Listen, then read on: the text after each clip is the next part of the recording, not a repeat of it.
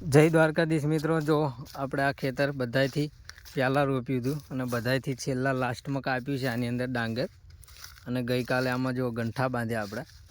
ખેતર હજુ ફૂલ લીલા છે. જો પગમાં મારીએ તો પણ ટ્રેક્ટર 100-150 ગંઠા ભરીને નીકળે તો પણ ચીલા પડે છે. અને આ બેલરના પણ જો કેટલા પાટા પડ્યા છે.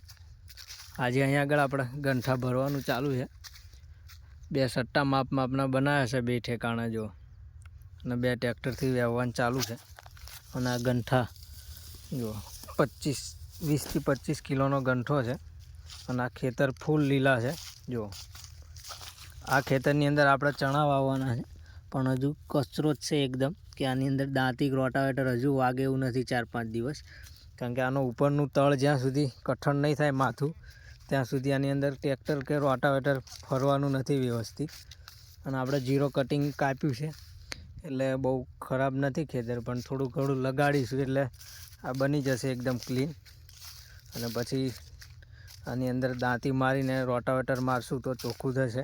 પણ ખેતર હજુ એટલા લીલા છે કે દાંતી ફરે એવી સિચ્યુએશન અત્યારે હાલમાં 2-4 દિવસ નથી.